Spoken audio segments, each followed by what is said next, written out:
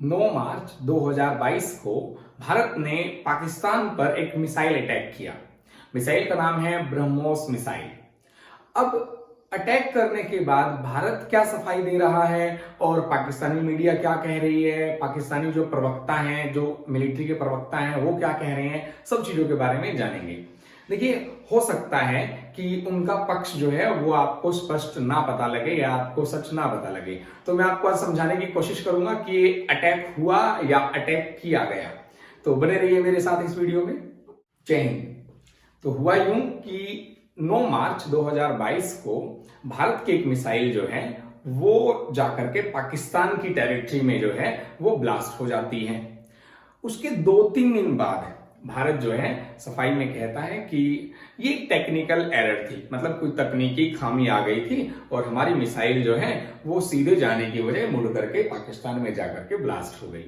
Pakistani military के प्रवक्ता major general Babar Iftikhar ने कहा कि कोई एक अनआइडेंटिफाइड ऑब्जेक्ट जो है वो हमारी टेरिटरी में गिरा है और उस जगह का नाम है, जिस जगह पर जो मिसाइल गिरी थी उसका नाम है मिया चानू, और ये जो है ये खानेवाल डिस्ट्रिक्ट है पाकिस्तान का, उसमें एक शहर है।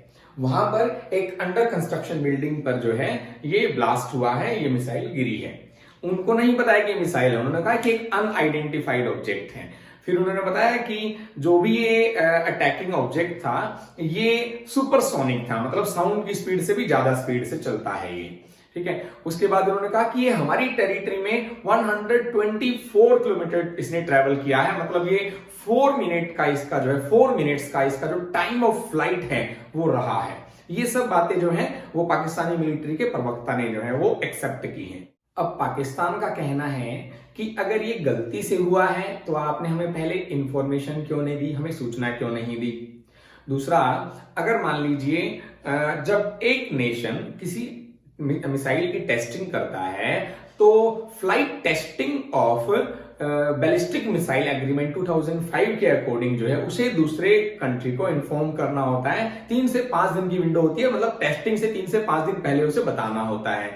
और इंपॉर्टेंट चीज क्या है, मान लीजिए एक कंट्री अपने देश में जो है मिसाइल की टेस्टिंग कर रहा है, वो उसकी दूसरे कंट्री के एलओसी से, लाइन ऑफ कंट्रोल से जो है कम से कम 40 किलोमीटर अंदर तक रहनी चाहिए, टेस्टिंग होते हुए रहनी चाहिए 40। मतलब अगर मान लीजिए आप यहां पर टेस्टिंग कर रहे हैं, यहां पर एलओसी है, तो टेस्टिंग के बाद अगर मान लो यहां गिर रही है तो इसके बीच का डिस्टेंस कितना रहना चाहिए, 40 किलोमीटर दूर रहना चाहिए। एलओसी जो है उससे मिसाइल जो 40 किलोमीटर दूर रहनी चाहिए। ये तो भैया यहां से 124 किलोमीटर अंदर तक गई है।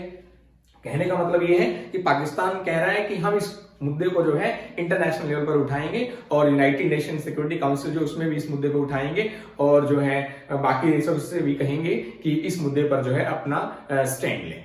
अब मैं ऐसा क्यों कह रहा हूं कि ये अटैक है, ये मिस फायर नहीं है, इसके पीछे कई टेक्निकल चीजें हैं, तो एक एक करके समझते हैं। सबसे पहली चीज देखिए, जब भी किसी मिसाइल की लॉन्चिंग होती है, किसी मिसाइल की टेस्टिंग होती है, तो उसके लिए एक ऑपरेटिंग टीम होती है। ये ऐसा कुछ नहीं है कि भैया आपने दूध गर्म रखा गैस पर और आप जो है अपना फेसबुक स्टेटस और व्हाट्सएप स्टेटस चेक करने लग गए कि जब होगा गर्म हो जाएगा। ऐसा नहीं होता है, पूरी टीम होती है टेस्टिंग के लिए। अब जैसे ही उन्होंने टेस्टिंग स्टार्ट की, मतलब मिसाइल जो है वो किसी डायरेक्शन में लॉन्च की, तो उसको जो पाथ है, उसका पाथ जो है मिसाइल का जिस रास्ते से जा रही है, जब उन्होंने देख लिया है कि वो अपना रास्ता बदल लिया है उसने, तो हर मिसाइल में एक सेल्फ डिस्ट्रक्शन मोड होता है, उसको ऑन कर दिया जाता, तो मिसाइल जो है अपने आप ब्लास्ट हो जाती। मतलब आपने यहां से लॉन्च किया, 2 मिनट जो है वो हवा में रही केवल इंडिया की टेरिटरी में, उसके बाद 4 मिनट से भी ज्यादा जो है वो पाकिस्तान की टेरिटरी में जो है हवा में रहती है, और आप कह रहे हैं कि ये मिस फायर है। मिस फायर होता तो आप उसका सेल्फ डिस्ट्रक्शन मोड ऑन कर देते। ब्रह्मोस में तो सेल्फ डिस्ट्रक्शन मोड है भी ना, तो वो हो सकता था डिस्ट्रक्शन। दूसरी चीज देखिए, जो पाकिस्तान ने बताया है कि मिसाइल जो है वो कुछ इस तरह से आकर के अटैक किया है मिसाइल ने, मीन्स यहां से आप देख रहे हैं ट्रेजेक्ट्री जो है, ट्रेजेक्ट्री मतलब पाथ, रास्ता, जिस मार्ग से वो आई है उसमें यहां पे लगभग ये देख रहे हैं आप 90 डिग्री का जो है टर्न आया है, 90 डिग्री का टर्न आया है। देखिए मिस फायर में कभी भी मिसाइल जो है वो टर्न नहीं लेती, मिस फायर में मिसाइल कभी भी टर्न नहीं लेती। उसके अलावा मैं आपको बताता हूं कि जो पाकिस्तान है उसके पास रडार सिस्टम है। रडार में जो है ऑब्जर्व हो जाता है कि भाई कोई एक फ्लाइंग ऑब्जेक्ट, कोई अनआइडेंटिफाइड ऑब्जेक्ट जो है उनके रडार ने डिटेक्ट कर लिया।